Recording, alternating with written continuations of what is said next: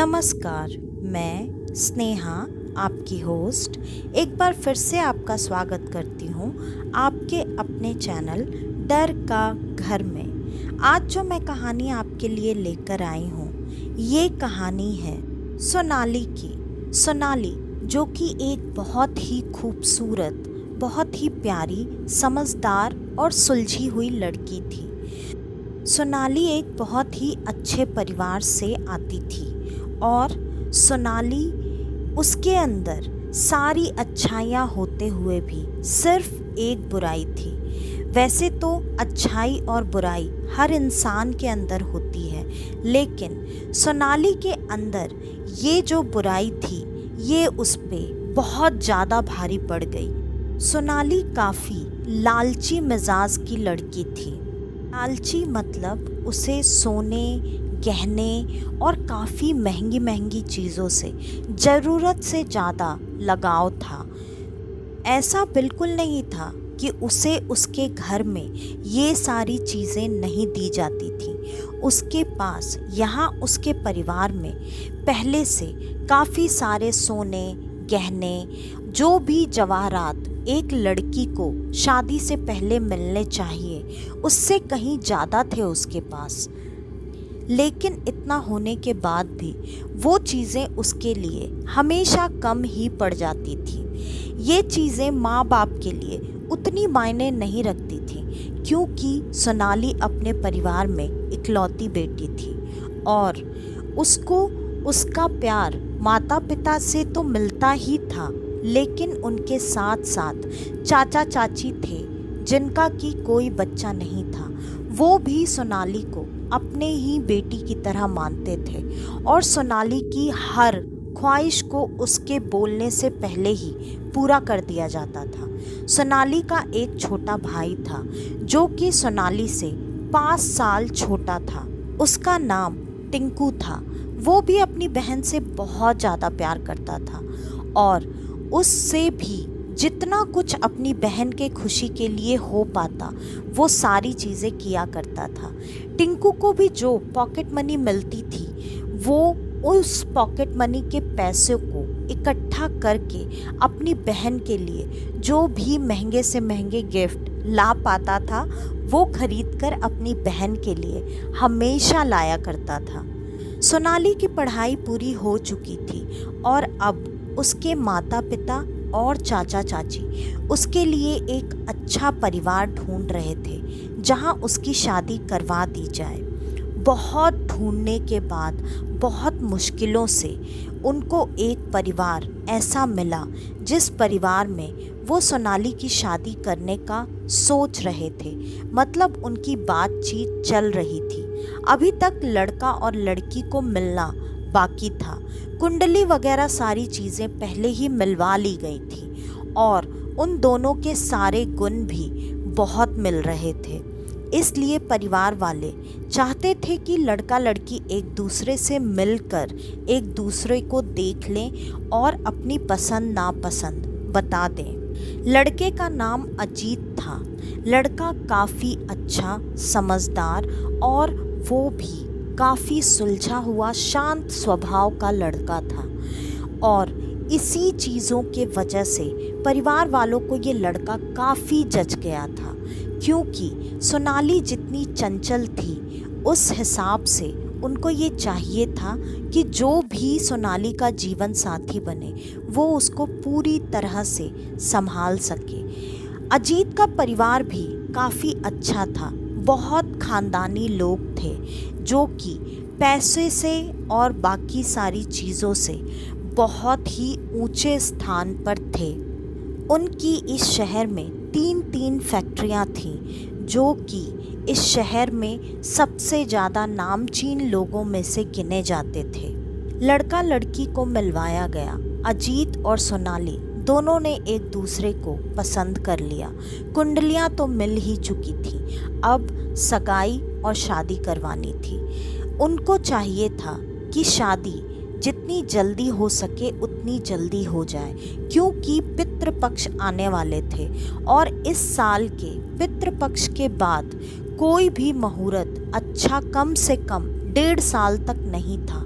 और सोनाली के परिवार वाले और अजीत के भी परिवार वाले इतना लंबा इंतज़ार करने को तैयार नहीं थे। दोनों की जल्दी जल्दी सगाई और शादी सब कुछ पितृपक्ष से पहले ही करवा दी गई। अब सोनाली अपने ससुराल में आ चुकी थी। सोनाली के परिवार में मतलब उसके ससुराल पक्ष में एक बड़े जेठ और एक बड़ी जेठानी थी। मतलब अजीत के एक बड़े भाई और उनकी पत्नी थी। उनका एक छोटा सा बेटा था जो कि अभी सिर्फ 3 साल का था। उसका नाम बाबू था। उसे प्यार से बाबू कहकर बुलाया जाता था। अभी वो उस परिवार का इकलौता बच्चा था, इसलिए सारे लोग उसे ज़रूरत से ज़्यादा प्यार और दुलार करते थे। लेकिन सोनाली के इस घर में आने के बाद अब वो इस घर की छोटी बेटी की तरह हो गई थी, जिसे अब सारे लोग लगभग बाबू की तरह या फिर उससे ज़्यादा ही प्यार करते थे। सोनाली को ये चीज़ें बहुत अच्छी लग रही थी। सब कुछ अच्छा चल रहा था। उसके शादी के बाद घर में आने पर जो भी रस्में होनी थी सारी रस्में हो चुकी थी। आज उसकी सास उसको एक कमरे में लेकर जाती है और वहाँ पर उन्होंने उसके सामने पूरा बेड भरकर गहनों का अंबार लगा दिया और उससे कहा, बेटी ये सब तुम्हारे लिए हैं, ये सारे गहने तुम रख लो। ये गहने देखकर सोनाली तो इतनी खुश हो गई जिसकी कोई हद नहीं थी। वैसे भी उसके माता पिता और चाचा चाची ने उसे इतना ही लगभग पहले से दे रखा था। लेकिन जैसा कि मैंने आपको पहले ही बताया था, सोनाली को थोड़ा बहुत गहने और सोने को लेकर लालच था, तो इस वजह से वो इतने सारे और गहने देखकर बहुत ज़्यादा खुश हो गई और उसने अपनी सास को एक फॉर्मेलिटी में मना करते हुए कहा, नहीं माँ, इसकी क्या ज़रूरत थी, ये सब रहने दीजिए ना। लेकिन उसकी सास ने बहुत ही प्यार से कहा, अरे बेटी ये सब तो तुम्हारा ही है और वैसे भी गहने पहनने की उम्र तो तुम दोनों की है, मेरी थोड़ी, तो इसलिए ये जो भी है तुम रख लो। और इतना कहकर उन्होंने वो सारे गहने उसको मतलब सोनाली को दे दिए। सोनाली भी खुशी खुशी वो सारे गहने लेकर जाने लगी। लेकिन जब वो जा रही थी तो उसकी नज़र अपनी सास के कमरे में लगे हुए एक छोटे से तिजोरी पर पड़ी जिसमें कि पासवर्ड वाला लॉक लगा हुआ था। सोनाली ने एक्साइटमेंट के ही वजह से उसने पूछ दिया, अरे माँ, इस तिजोरी में क्या है और इसमें ऐसा लॉक क्यों लगा हुआ है? सास ने सोनाली के इस सवाल को टालते हुए कहा, अरे कुछ नहीं बेटा, बस तुम्हारे पापा के कुछ ज़रूरी कागजात पड़े हुए हैं, तो कुछ भी नहीं है, तुम जाओ। लेकिन सोनाली अपने सास के जवाब से कहीं ना कहीं सहमत नहीं थी, क्योंकि उनके इस जवाब देने का तरीका काफ़ी अलग था। लगा जैसे वो ये सवाल सुनकर थोड़ी घबरा सी गई। लेकिन सोनाली ने उस वक्त ज़्यादा कुछ पूछना सही नहीं समझा और चुपचाप अपने गहने लेकर अपने कमरे में चली गई। अपने कमरे में जाने के बाद बार बार वो सारे गहने पहनकर आईने में खुद को देखी जा रही थी और इतनी खुश शायद वो आज से पहले कभी नहीं हुई थी। सोनाली के अपने कमरे में जाने के बाद सास ने दरवाज़ा धीरे से लगा दिया, मतलब सिर्फ उसे चिपकाया था, कुंडी नहीं लगाई थी। और वो उस तिजोरी को खोलकर उसके अंदर की रखी हुई चीज़ को निकाल कर देखने लगी।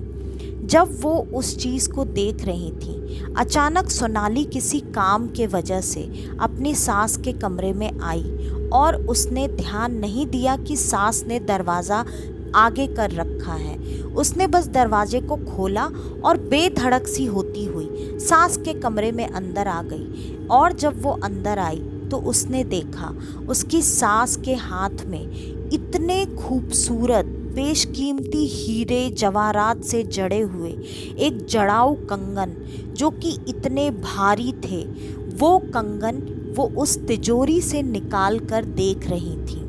वो कंगन अभी जब सोनाली ने देखा तो उसकी आंखों में लालच ऐसा घिर आया जिसकी कोई हद नहीं थी, जो कि अब इतने गहने पाने के बाद नहीं होना चाहिए था।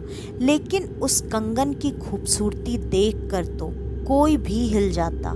शायद इसमें सोनाली की गलती नहीं थी। सास ने जैसे ही सोनाली को वहां पर खड़ा देखा, वो तुरंत हड़बड़ा गईं और उन्होंने वो कंगन तिजोरी के अंदर फटाफट डालने की कोशिश की, लेकिन एक कंगन तिजोरी के अंदर गया और एक कंगन वहीं पर जमीन पर गिर गया। वो कंगन जमीन पर गिरते ही सोनाली ने तुरंत वो कंगन उठा लिए। जब उसने वो कंगन उठाए, वो कंगन सामने से और भी ज़्यादा खूबसूरत थे, इतने खूबसूरत जो कि शायद राजा महाराजाओं के यहाँ हुआ करते होंगे। वो कंगन देखकर कोई भी मोहित हो सकता था। वो कंगन वजन में भी काफ़ी भारी था। शायद आप ऐसा भी कह सकते हैं कि वो लगभग उठाने में आधा किलो का कंगन था। अब उस कंगन को छूने और उठाने के बाद सोनाली की लालच और ज़्यादा बढ़ चुकी थी, लेकिन उस वक्त उसने वो कंगन अपनी सास के हाथ में दे दिया और वो जिस काम के लिए आई थी वो बात वो भूल गई। सास ने पूछा, क्या हुआ? तुम यहाँ पर अभी बिना दरवाज़ा नॉक किए क्यों अंदर आ गई? उसने डरते हुए कहा, माँ आपसे कुछ काम था, मैं कुछ पूछने आई थी लेकिन मैं भूल गई। सास अब सोनाली पर काफ़ी गुस्सा हो चुकी थी।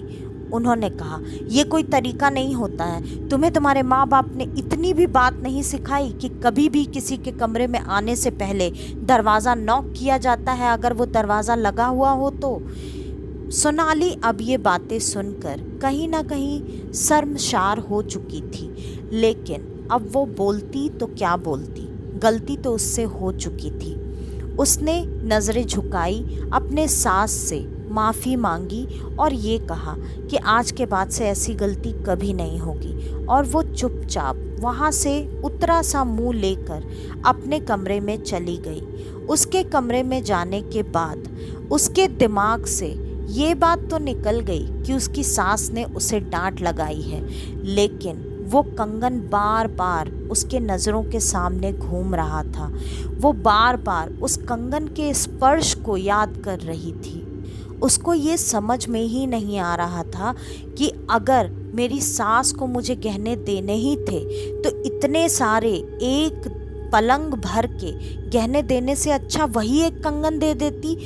मेरे पास तो पहले से ही इतने सारे गहने थे। अगर मेरे पास कुछ भी नहीं है तो वो वैसा कंगन नहीं है। मैंने तो आज तक ज़िंदगी में वैसा कंगन कभी देखा ही नहीं है। मुझे तो अब वो कंगन चाहिए ही चाहिए। मैं क्या करूं? मुझे मेरी सास से इस बारे में बात करनी चाहिए क्या? नहीं नहीं, ये सही नहीं रहेगा। वो हर चीज़ अपने मन में बार बार सोचती जा रही थी, लेकिन उसकी उस कंगन को पाने की ललक बढ़ती ही जा रही थी। वो लग रहा था जैसे उस कंगन को लेकर पागल सी हो गई है। अब उसे किसी भी हाल में वो कंगन चाहिए ही था। अब इसके लिए उसे क्या करना था, बस ये उसके दिमाग में अब प्लान बनना शुरू हो गया। वो थोड़ी देर बाद अपनी जेठानी के कमरे में पहुंच गई। वहां पर पहुंचने के बाद उसने अपनी जेठानी से इधर उधर की फालतू बातें करना शुरू किया और उनसे फालतू बातें करते करते वो उस कंगन के बात पर आ गई। जब उसने उस कंगन का जिक्र किया तो जेठानी ने कहा, हाँ मैंने भी देखे हैं वो कंगन, वो हैं तो बहुत खूबसूरत, लेकिन उस कंगन को किसी को भी देना अलाउड नहीं है। या तो हो सकता है ससुर जी ने बहुत प्यार से वो कंगन सासू माँ को दिए हों, इसलिए वो कंगन किसी को नहीं देती हैं, या पता नहीं, मुझे इतना कोई शौक़ नहीं है। और वैसे भी सासू माँ ने जितने गहने दिए हैं उतने गहने तो बहुत हैं, मैं तो अभी भी वो पूरे गहने पहन नहीं पाई हूँ। तो उन कंगन का मैं क्या करूँगी। अपनी जेठानी का ऐसा जवाब सुनकर सोनाली को काफ़ी झटका लगा, क्योंकि वो बहुत उम्मीदों के साथ अपनी जेठानी के पास आई थी कि वो शायद उसका इस चीज़ में साथ देंगी और उन्हें भी गहनों के प्रति इतना ही मोह होगा तो उसके लिए ये काम ज़्यादा आसान हो जाता। लेकिन यहाँ तो सब कुछ उल्टा ही पड़ गया। उसकी तो जेठानी को गहनों से ज़्यादा लगाव ही नहीं था, बल्कि उन्होंने तो सामने से उसको, सोनाली को, ये बोल भी दिया कि अगर तुम्हें इतना गहनों से लगाव है तो मेरे पास भी गहने पड़े हुए हैं, तुम्हें चाहिए तो लेकर जाओ, मुझे नहीं चाहिए। अब सोनाली क्या बोलती। वो अपनी जेठानी की ये बात सुनकर वहाँ से उनको इनकार करके चुपचाप निकलकर अपने कमरे में वापस आ गई। अब उसे वो कंगन लेने का कोई दूसरा रास्ता निकालना था।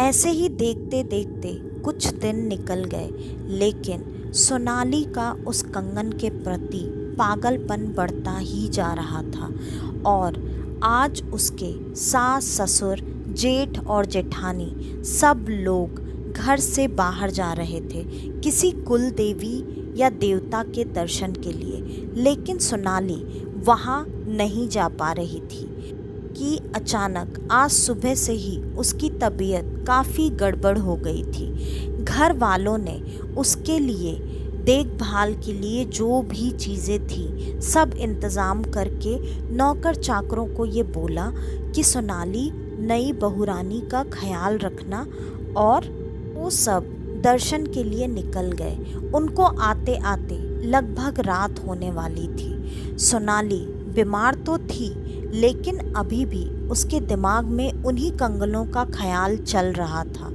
वो ना चाहते हुए भी खुद को रोक नहीं पा रही थी और थोड़ी देर बाद वो अपने सास के कमरे में पहुंच गई। जब वो अपने सास के कमरे में पहुंची तो पता नहीं ये कैसे हुआ, शायद उसकी किस्मत थी या उसकी सास गलती से भूलकर वो तिजोरी खुला छोड़कर चली गई थी जिसमें कि वो कंगन रखे हुए थे। और सोनाली ये देखते ही उसकी आंखों में एक अलग सी ही चमक आ गई। सोनाली ने तुरंत तिजोरी खोली और वो कंगन उसमें से निकालकर अपने हाथों में तुरंत पहन लिया। वो ये बात जानती थी कि वो इस कंगन को ज़्यादा देर तक शायद पहने नहीं रख सकती है, फिर भी उसने ये कंगन अभी से लेकर शाम तक के लिए, जब तक कि उसके परिवार वाले वापस नहीं आ जाते हैं, वो तब तक इसे पहन कर रखना चाहती थी और उसने वैसा ही किया। शाम को जब उसके परिवार वाले वापस आए तब भी सोनाली अपने कमरे में ही पड़ी हुई थी और नौकरों से पूछने पर यही पता चला कि सोनाली की तबीयत पहले से ज़्यादा बिगड़ चुकी है। घर वालों को अब सोनाली की चिंता हो रही थी। उन्होंने सोचा एक बार फिर से डॉक्टर को बुलाया जाए क्या, और जब ये बात उसके पति को पता चली वो तुरंत भागकर सोनाली के पास कमरे में पहुंच गया। उसने वहां जाकर देखा कि सोनाली दूसरी तरफ, मतलब दीवार की तरफ अपना मुंह करके सोई हुई है। अजीत को लगा शायद वो नींद में होगी, फिर भी अजीत से रहा नहीं गया क्योंकि अजीत उसको लेकर काफ़ी फिक्रमंद था। वो गया और जाकर उसने सोनाली को जब छू कर देखा, सोनाली का पूरा बदन ठंडा पड़ चुका था। सोनाली इस तरीके से ठंडी हो चुकी थी जैसे कि उसमें जान ही नहीं है और शायद वो कब से मर चुकी हो। उसे काफ़ी फिक्र हुई। उसने सोनाली को अपनी तरफ पलटकर देखने की कोशिश की। जब उसने सोनाली को हिलाने की कोशिश की, सोनाली हिल नहीं रही थी किसी से, और थोड़ी देर बाद सोनाली उठकर बैठ गई, लेकिन वो कुछ भी बोल नहीं रही थी। उसके बाल खुले हुए थे, उसके बाल पूरी तरह से बिखर कर उसके चेहरे पर आ गए थे। सोनाली बैठने के बाद वहाँ पर हिलने लगी और अजीब सी हुंकार की आवाज़ें निकालने लगी। ये सुनकर अजीत थोड़ी देर के लिए सोनाली से डर गया और उससे एक झटके से दूर हट गया कि ये इसको क्या हो गया है। अजीत भागकर तुरंत अपने माता पिता और बड़े भाई भाभी के पास पहुंच गया और उनको सारी बातें बता दी। घर वालों को ये बात सुनकर विश्वास ही नहीं हुआ, क्योंकि जब वो सुबह घर से निकल रहे थे तो सोनाली को सिर्फ थोड़ा सा बुखार था और कमज़ोरी थी। लेकिन अचानक ऐसा कैसे हो सकता है कि किसी इंसान का बुखार उतरकर उसका शरीर इस तरह से ठंडा और भारी हो जाए। ये बात सास को काफ़ी अटपटी लगी। वो सब भागकर सोनाली के कमरे में पहुंच गए। सोनाली अभी भी बेड पे वैसे ही बैठकर हुंकारे भर रही थी और उसके बालों से उसका चेहरा पूरी तरह से ढका हुआ था। ये चीज़ें देखकर सारा का सारा परिवार काफ़ी डर गया और उनको ये बात समझ में नहीं आ रही थी कि सोनाली की कुछ ही घंटों में ऐसी हालत कैसे हो गई है। फिर भी सास ने बहुत ज़्यादा हिम्मत करके वो सोनाली के पास गई और उसके पास बैठकर उन्होंने उसके चेहरे से उसके बाल हटाए।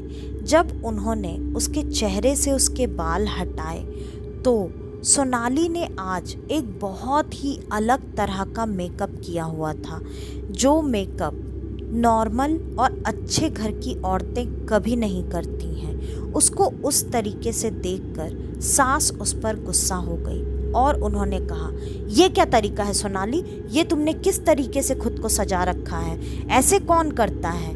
लेकिन सोनाली किसी भी बात का जवाब नहीं दे रही थी और अब वो अपने जेठ की तरफ देखी जा रही थी। वो जिस तरीके से अपने जेठ को देख रही थी, लग रहा था जैसे सोनाली की नीयत अच्छी नहीं है। वो बिना किसी से कोई बात किए तुरंत उठकर खड़ी हुई और अपने जेठ के पास जाकर चारों तरफ से गोल गोल घूमते हुए अपने जेठ को देख रही थी और घूर रही थी। उसने अचानक अपने जेठ के ऊपर बहुत ही गंदे तरीके से हाथ फेरते हुए कहा, तो कैसे हो मालिक? और अभी उसकी आवाज़ में ये सोनाली की आवाज़ नहीं थी। उसके बोलने का तरीका भी बहुत ही गंदा और बेढंगा था।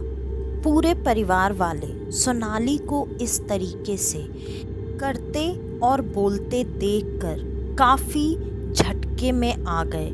उनको ये बात समझ में नहीं आ रही थी कि सोनाली को अचानक से क्या हो गया है। सोनाली इतने अजीब तरीके से क्यों व्यवहार कर रही है? लेकिन थोड़ी देर तक उसकी ऐसी गंदी हरकतें और गंदी बातें देखकर सास को पता नहीं अचानक से क्या याद आया। वो तुरंत भागकर अपने कमरे में पहुंच गई और अपने कमरे में पहुंचकर अपनी उसी तिजोरी को देखने लगी जिसमें कि वो कंगन रखे हुए थे। लेकिन वो तिजोरी खुली हुई थी और उसमें कोई भी कंगन नहीं थे। सास तुरंत समझ चुकी थी कि वो कंगन कहाँ गए। वो तुरंत सोनाली के कमरे में वापस आई और उन्होंने सोनाली से पूछा, सोनाली, तुमने मेरे कमरे से वो कंगन लिए हैं? बोलो, बताओ मुझे। लेकिन सोनाली किसी भी चीज़ का कोई भी जवाब नहीं दे रही थी और उसी तरीके से अपने जेठ के साथ कभी व्यवहार करती, कभी अपने पति के साथ। और अपने पति के साथ इस तरह का व्यवहार करना, ये तो बिल्कुल ही सोच से परे वाली बात थी। सास ने तुरंत अपने पति को एक कोने में ले जाते हुए उनके कान में खुसफुसाते हुए कोई बात बता दी, जिसके वजह से ससुर जी भी तुरंत परेशान हो गए। उन्होंने बाकी घर के किसी सदस्य को कोई बात नहीं बताई और अपने दोनों बेटों को ये कहा कि तुरंत के तुरंत सोनाली को उसके बिस्तर से बांध दो। ये सुनकर दोनों ने एक साथ ये पूछा, ऐसा आप क्यों कह रही हैं? लेकिन माँ ने यही कहा, मुझसे कोई भी सवाल मत करो, मैं तुम लोगों को जो बोल रही हूँ वो करो अभी के अभी। ये बात सुनते ही दोनों बेटे अपनी माँ से और कोई सवाल नहीं कर पाए और उन्होंने अपनी माँ की बात तुरंत मान ली और सोनाली को जैसे तैसे पकड़कर उसे पलंग से बांधने की कोशिश करने लगे।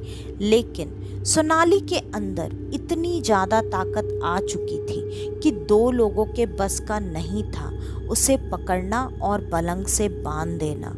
तुरंत घर के सारे नौकरों को आवाज़ देकर बुलाया गया और सारे नौकर मिलकर और दोनों भाई इन सब ने कोशिश की कि वो सोनाली को पकड़कर किसी भी तरह से पलंग से बांध दें, लेकिन इतने सारे लोगों के भी काबू से बाहर हो चुकी थी सोनाली।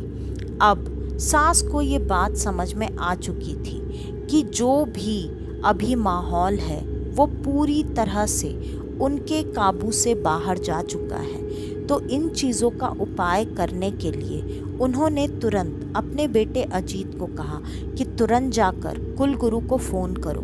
लेकिन अजीत को ये सारी बातें बहुत ही अजीब लग रही थी कि यहाँ सोनाली की तबीयत इतनी ज़्यादा ख़राब है और माँ है कि कुलगुरु को बुलाने की बात कर रही है। क्या गया है माँ को? तबीयत माँ की ख़राब है या सोनाली की? अजीत से अब रहा नहीं गया और अजीत ने तुरंत अपनी माँ को कहा, माँ क्या हो गया है आपको? आप ऐसी हरकतें क्यों कर रही हैं? यहाँ सोनाली को पता नहीं क्या हो गया है, वो अजीब सी कैसी कैसी हरकतें कर रही है, उसके अंदर इतनी ताकत कहाँ से आ गई है और आप हो कि कुलगुरु को बुलाने की बात कर रही हो, वो भी अभी रात को इस वक्त। माँ ने कहा, तुम लोगों को एक बार में कोई बात समझ में क्यों नहीं आती है? हर बात तुम लोगों को बताई जाए ये ज़रूरी नहीं है। मैं जितना कह रही हूँ उतना करो अभी के अभी। तो अजीत मन मार कर तुरंत कुलगुरु को फ़ोन करने के लिए चला गया और वो जब कुलगुरु को फ़ोन करके वापस अपने कमरे में आया, सोनाली और भी अजीब तरीके से अब व्यवहार कर रही थी। उसको पता नहीं घर में कहाँ से लेकिन घुंघरू मिल गए थे जो कि उसने अपने पैरों में बांध रखे थे। वो घुंघरू पहनकर पागलों की तरह ऐसे घर में लग रहा था जैसे नाचते फिर रही है। सबके समझाने रोकने के बाद भी उस पर कोई असर नहीं हो रहा था। उसने घर वालों से खाने की मांग की। उसने ये कहा कि उसे बहुत भूख लगी है और वो लोग पूरी तरीके से शाकाहारी लोग थे। लेकिन सोनाली ने कहा उसे मांस खाना है और ये सुनते ही तुरंत अजीत के पैरों से जैसे ज़मीन ही निकल गई हो। उसे भी अब ये बात बहुत ज़्यादा अजीब लगने लगी।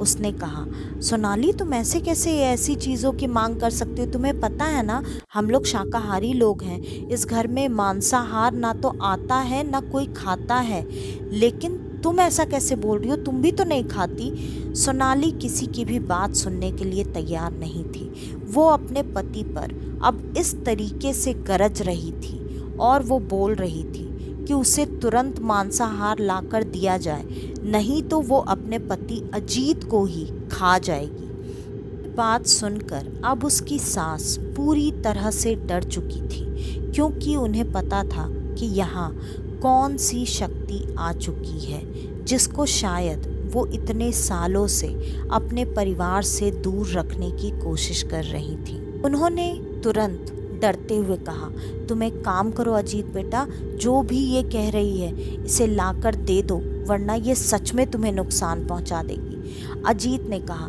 माँ ये मेरी पत्नी है, ये हो सकता है मजाक कर रही हो, ये मुझे कैसे नुकसान पहुंचा सकती है। बात तो अजीत को भी लग रही थी, लेकिन अजीत इस चीज़ को मानने से इनकार कर रहा था। कहीं ना कहीं अजीत के बड़े भाई को ये बात थोड़ी थोड़ी समझ में आ रही थी, क्योंकि उसने भी घर की इन चीज़ों के बारे में कभी ना कभी उसके माँ पिता को बात करते हुए सुन रखा था। थोड़ी देर में कुलगुरु वहाँ पर आ पहुँचे। जब वो घर पर आए तो उन्होंने घर के दरवाजे पर ही तुरंत चिल्लाते हुए कहा, अनर्थ, घोर अनर्थ हो गया, ये कैसे हो गया इस घर में। फिर तुरंत सोनाली की सास दौड़कर दरवाजे पर कुलगुरु के पास पहुंच गई और जैसे ही वो कुलगुरु के पास पहुंची, उन्होंने तुरंत उनके चरण स्पर्श करते हुए उनसे कहा, गुरुदेव, हमें कुछ भी नहीं पता। हम तो कुल देवी के दर्शन के लिए गए थे और जब हम वहाँ से आए तो मेरी तिजोरी खुली हुई थी और उसमें वो कंगन नहीं थे। तुरंत कुलगुरु ने कहा, ये नहीं होना चाहिए था और अब इतने सालों बाद वो आत्मा ज़रूरत से ज़्यादा शक्तिशाली हो चुकी है। हो सकता है कि वो अब किसी के काबू में ना आए और शायद इस बार वो तेरे परिवार से किसी न किसी की बलि लेकर ही जाएगी। ये सारी बातें परिवार के कुछ लोगों के लिए बिल्कुल नई थी। ये बातें अजीत, उसके बड़े भाई और उसकी पत्नी, इनके लिए ये बात बिल्कुल नई और अनोखी बात थी। उनको तो ये चीज़ समझ में ही नहीं आ रही थी कि ये तीनों किस बारे में बात कर रहे थे। माँ काफ़ी घबराई हुई थी, बस ये दोनों बेटों को समझ में आ रहा था। कुलगुरु ने कहा, तुझे तो सारी सामग्री पता है ना, तूने तैयारी करके रखी है? अजीत की माँ ने तुरंत कहा, जी गुरुजी, ये चीज़ें जैसे ही मुझे समझ में आई और मैंने आपको बुलावा भेजा, मैंने सारी तैयारियां कर ली हैं। ये सारी तैयारी अजीत की माँ ने कब और कैसे की, ये किसी ने भी नहीं देखा था, लेकिन उन्होंने एक बड़े से हवन, पूजा, सबकी तैयारी नीचे हॉल में करवा रखी थी। कुलगुरु तुरंत घर से बाहर गए और दरवाजे पर अजीब सी कील लगाने लगे। उन्होंने घर के कुछ नौकरों को आवाज़ दी और उन नौकरों के हाथ में वैसी ही कील थमाते हुए कहा, ये कील थोड़ी थोड़ी दूरी पर घर के बाहर से पूरे दीवार पर लगा दो। नौकरों ने तुरंत गुरुजी के हाथ से वो कील लेते हुए उनकी बात को पूरा किया और पूरे घर पे वो कील ठोकी जा चुकी थी। अंदर गुरुजी हवन शुरू कर चुके थे। जैसे ही उन्होंने हवन शुरू किया, तुरंत सोनाली अपने कमरे से चीखती चिल्लाती अजीब सी पागलों की तरह बातें करती हुई आकर सीधे हवन कुंड से थोड़ी दूरी पर बैठ गई और वो बार बार गुरुजी को धमकियां देने लगी, ये तुरंत बंद कर इसको तुरंत। लेकिन गुरुजी पे इन सारी चीज़ों का कोई भी असर नहीं हो रहा था। अजीत ये सारी चीज़ें देखकर काफ़ी परेशान हो रहा था, लेकिन माँ ने और पिता ने दोनों बच्चों को, मतलब अपने दोनों बेटों को, बहू और उनके पोते के साथ अंदर कमरे में जाकर बैठने को कहा। बाकी सब तो अंदर एक बार में ही बोलने से चले गए, लेकिन अजीत वहाँ से नहीं जाना चाहता था। माँ ने तुरंत अपनी कसम दे दी अपने बेटे को और ये सुनते ही अजीत भी वहाँ से चला गया। यहाँ गुरुजी जैसे जैसे हवन करते जा रहे थे, वैसे वैसे सोनाली का रूप और भी उग्र होता चला जा रहा था। वो खुद को नोचना, खसोटना, खुद को हर तरह से तकलीफ पहुंचाए जा रही थी, लेकिन इन सारी चीज़ों से भी गुरुजी रुके नहीं। वो सारी पूजा विधि किए जा रहे थे। जैसे जैसे वो हवन कुंड में आहुतियाँ देते जा रहे थे, सोनाली अजीब तरीके से परेशान करने की खुद को हर मुमकिन कोशिश कर रही थी और उसने अभी खुद को लगभग 80% नाखून से खरोच कर भर दिया था। वो जगह जगह से खुद को अब दांत काट रही थी, जिससे 2 बार तो उसने अपने हाथ के 2 हिस्सों के मांस तक निकाल दिए थे। लेकिन गुरुजी अभी भी रुके नहीं थे और ऐसे ही पूजा हवन चलते चलते लगभग सुबह के 4:30 बजे अब सोनाली चीख कर एक तेज आवाज़ के साथ ज़मीन पर बेहोश होकर गिर गई। जैसे ही वो बेहोश होकर गिरी, तुरंत गुरुजी ने उसकी सास को आवाज़ दिया और उस पर एक जल का छिड़काव करने के बाद उसके गले में एक तावीज बंधवा दी और कहा, इसे अब उठाकर ले जाकर इसके कमरे में लिटा दो। लगता है जो भी मुसीबत थी वो टल चुकी है। लेकिन सास ने तुरंत कहा, गुरुजी अभी तक वो कंगन नहीं मिले हैं। फिर गुरुजी ने कहा, चिंता मत करो, वो कंगन मेरे पास है। ये कैसे हुआ, ये बात किसी को भी समझ में नहीं आई, लेकिन गुरुजी और उनकी विद्या के बारे में कहीं ना कहीं अजीत की माँ बहुत सालों से जानती थी, इसलिए उन्होंने कोई भी सवाल जवाब नहीं किया। गुरुजी ने कहा, मैंने तुझे पहले भी कहा था, इस कंगन का मोह त्याग दे। ये कंगन ऐसा ही है कि ये अपने मोह पाश में हर किसी को बांधकर बार बार इस आत्मा को मुक्त करवाने के लिए कोई ना कोई रास्ता निकाल लेगा। आज मैं ये कंगन लेकर जा रहा हूँ और मैं ये ले जाकर अपनी महामाँ काली के चरणों में अर्पित कर दूंगा, यही उसकी रक्षा करेंगी। फिर थक हार कर आज अजीत की माँ ने इस चीज़ के लिए गुरुजी को हामी भर दी, क्योंकि उन्होंने बहुत सारी चीज़ें अपने घर में होते हुए देख ली थी। और गुरुजी उस कंगन को लेकर वहाँ से चले गए। तुरंत अजीत की माँ उठकर अजीत और सोनाली के कमरे में पहुँच गई। जब वो वहाँ पर पहुँची तो वहीं पर सोनाली को घेर कर सारे लोग बैठे हुए थे और अब अजीत से रहा नहीं जा रहा था। अजीत ने पूछा, माँ ये सब क्या था और ये क्यों हो रहा था, मुझे कुछ भी समझ में नहीं आया, आप बताएंगी? और सोनाली को क्या हुआ था, वो बेहोश क्यों हो गई है, ये गुरुजी यहाँ क्या कर रहे थे? तुरंत अजीत की माँ ने कहा, हाँ बेटा, अब तो वो मुसीबत हमेशा हमेशा के लिए हमारे घर से टल चुकी है। फिर भी अगर तुम लोग जानना चाहते हो तो सुनो, ये आज से करीब करीब 80 साल पुरानी बात है।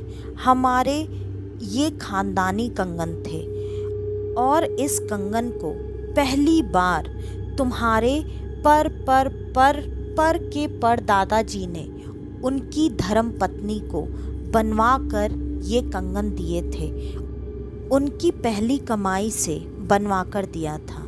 ये उनकी ज़िंदगी में उन्होंने पहली बार अपनी धर्म पत्नी को खुद के पैसे से बनवाकर कोई उपहार भेंट की थी। उस दिन तुम्हारी दादी बहुत ज़्यादा खुश थी और उन्हें ये कंगन बहुत ज़्यादा पसंद आए थे। उनके लिए ये कंगन अब उनके जान से भी ज़्यादा प्यारे हो चुके थे। कुछ सालों बाद पता नहीं कैसे, लेकिन तेरे दादाजी बुरी संगत में पड़ गए। उन्हें जुआ खेलना, शराब पीना और कोठे पर जाने की आदत लग गई थी। उस समय एक बहुत ही खूबसूरत, बला की खूबसूरत वेश्या हुआ करती थी, जो कि जिस किसी पर भी नज़र डाल दे वो उसके चंगुल से बच ही नहीं सकता था।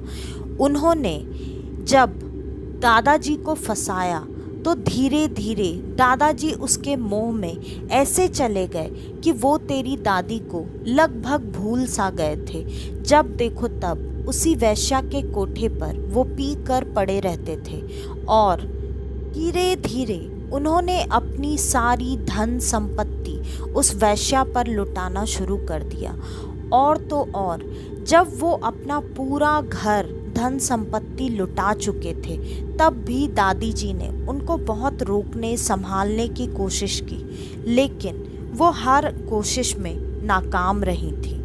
आखिरकार दादी जी के सब्र का बांध तब टूट गया जब दादाजी ने ये कंगन भी चोरी से ले जाकर उसी वेश्या को दे दिया। जब दादी जी को ये बात पता चली तो दादी जी अपने गुस्से पर बिल्कुल भी कंट्रोल नहीं कर पाई। उन्होंने अपने बेटे को ये बात बताई। बेटा और बाकी लोग भी ये बात अच्छे से जानते थे कि दादाजी बुरे संगत में पड़ चुके हैं, लेकिन बेटे से भी ये बात अब बर्दाश्त नहीं हो रही थी कि वो मेरे और माँ के हक की सारी चीज़ तो उस पर लुटा ही चुके थे, लेकिन जिस कंगन से माँ को इतना ज़्यादा लगाव है उस कंगन को भी उन्होंने ले जाकर उस वैश्या को दे दिया और माँ उस वजह से खुद की जान लेने पर उतारू हो गई थी। बेटे ने कहा, माँ तू बिल्कुल चिंता मत कर, मैं तुझे तेरी सारी चीज़ें तो लाकर वापस नहीं दे सकता, हाँ लेकिन तुझसे ये वादा करता हूँ, तेरे वो कंगन तेरे पास कल सुबह मैं लेकर आऊँगा, चाहे जैसे भी। और फिर बेटा गया। अगले दिन सुबह उसके हाथ में वो कंगन थे, लेकिन उसके हाथ और वो कंगन पूरी तरह खून से सने हुए थे। ये देखकर तेरी दादी बहुत डर गई और उन्होंने अपने बेटे से जब ये पूछा कि ये क्या है और ये खून कहाँ से आया, तो बेटे ने बताया कि मैंने अपने पिता की और उस वैश्या की हत्या कर दी है। ये सुनकर दादी जी को बहुत बड़ा झटका लगा कि जिससे वो इतना प्यार करती थी, आज उनकी एक ज़िद के वजह से उनके बेटे ने अपने बाप की और उनके सुहाग की जान ले ली। ये सुनकर दादी जी भी वहीं सदमे से गुजर गईं। तब से ऐसा कई बार हमारे खानदान में हो चुका है। उस वैश्या को भी इस कंगन से काफ़ी लगाव हो गया था, तो इस कंगन में उसी वैश्या की आत्मा जुड़ चुकी है, जबकि ये कंगन हमें अपने परिवार से हटा देना चाहिए था। लेकिन ये तेरी दादी की आखिरी ख्वाहिश थी कि ये कंगन इसी खानदान में रहे, इसलिए ना चाहते हुए भी हमने इस कंगन को संभाल कर तो रखा, लेकिन कभी भी किसी को भी पहनने के लिए नहीं दिया, क्योंकि इससे पहले एक बार जब एक दादी जी ने इस कंगन को पहना था तो उनके ऊपर इसी तरीके से उस वैश्या की आत्मा आ गई थी और इन्हीं पुरोहित जी के गुरु ने उनको उस आत्मा से मुक्ति दिलाई थी। तब से ये कंगन मैंने संभाल कर रखे थे। तो ये कंगन पता नहीं कैसे, लेकिन आज सोनाली के हाथ लग गए। लेकिन अब तुम लोग डरो मत, अब सब कुछ ठीक है। और आज वो कंगन मैंने हमेशा हमेशा के लिए इस घर से, हमारे परिवार से दूर कर दिया है। तो अब इस परिवार में कभी भी कुछ भी बुरा नहीं होगा। ये बात सुनकर अजीत, उसके बड़े भाई, उसकी पत्नी, सबको एक बहुत बड़ा झटका लगा कि आज तक हमारे घर में इतनी बुरी शक्ति थी और उसने कभी भी किसी को इस तरीके से नुकसान नहीं पहुंचाया। तो अगर आज शायद सोनाली ऐसा कुछ नहीं करती तो वो भी अभी ऐसी हालत में नहीं होती। लेकिन भगवान का शुक्र है कि सब कुछ समय पर ठीक हो गया। और जब सोनाली थोड़ी ठीक हो गई तो उसको भी ये बात बता दी गई। उसके बाद से सोनाली के मन से सोने गहने इन सब का लालच शायद ख़त्म हो गया। हाँ, लेकिन वो एक बात तो अच्छे से सीख गई कि कभी भी बड़ों की बातों को टालना नहीं चाहिए। आज की ये कहानी यहीं पर ख़त्म होती है। आपको हमारी आज की ये कहानी कैसी लगी हमें कमेंट करके बताना बिल्कुल भी मत भूलिएगा। और अगर आपको हमारी आज की ये कहानी पसंद आई है तो हमारे इस चैनल को लाइक, शेयर और सब्सक्राइब करना बिल्कुल न भूलें, क्योंकि हमें आपके बहुत सारे प्यार और सपोर्ट की ज़रूरत है। और अगर आपके पास आपकी ऐसी कोई कहानी हो तो डिस्क्रिप्शन में दिए ईमेल आईडी पर आप हमें आपकी वो कहानी भेज सकते हैं। तो आज के लिए बस इतना ही। मैं स्नेहा, आपकी होस्ट, आज के लिए लेती हूँ अलविदा। कल वापस से आपसे मिलने आऊँगी और आपको लेकर जाऊँगी कुछ जाने अनजाने किस्से कहानियों के सफ़र पर, आपका अपना डर का घर में। तो कल तक के लिए नमस्कार।